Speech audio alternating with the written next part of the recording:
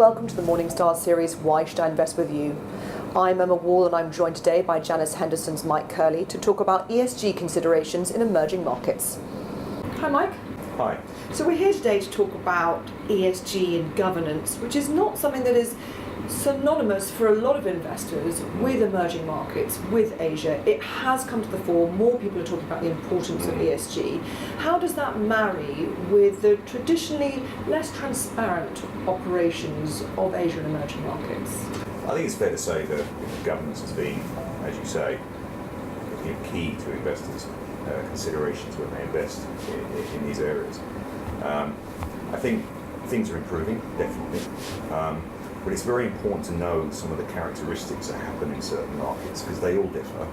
Calling emerging markets one thing, it kind of avoids some of the intricacies of individual markets. And we've done quite a lot of work on China and governance, and trying to get people to understand how China works, because it is different. And in what ways is it different? I mean, one of the things that perhaps stands out is the state-owned enterprises, for example, which you don't find in the Western world anymore. That's true. So trying to understand the role of senior management and whether it's governed by the state or governed by private enterprises, what are their intentions, and is it in the best interests of minority shareholders? And how do you take those considerations on board when you're running your own portfolios? Well, I think you have to do due diligence. Numbers, we're fund managers, we're investors, we look at numbers.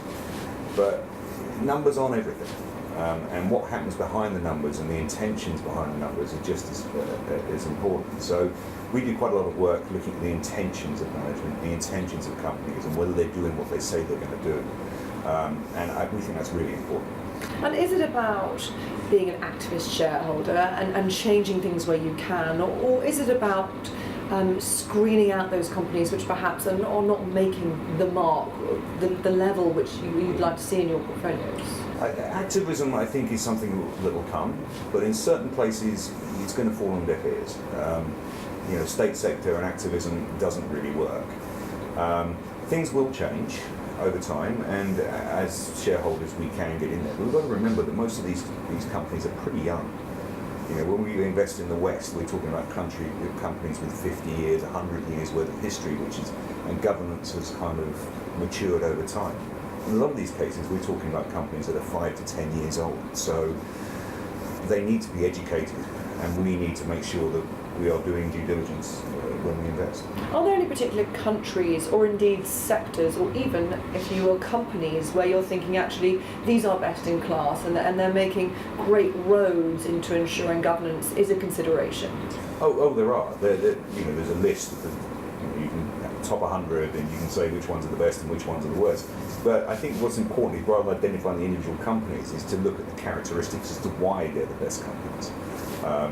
So you take some well-known companies and you say, well, that's great, the directors, non-executive directors, independent audits, these kind of things are all the things you want to see.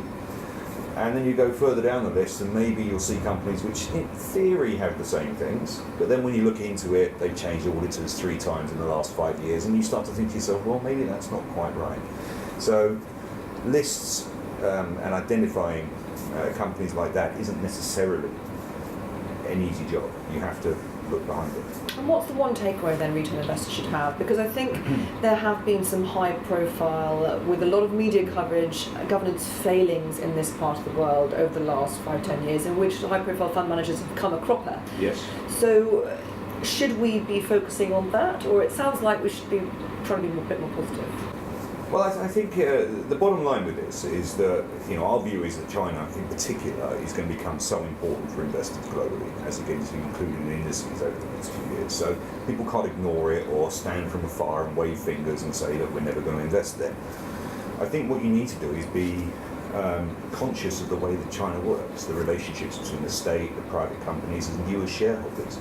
So it's important to look at this data to establish whether these companies are right. And what we're saying here is that, governance isn't what we expect in the West, but there is governance, and it's different, and we need to understand those differences. Mike, thank you very much. Thank you.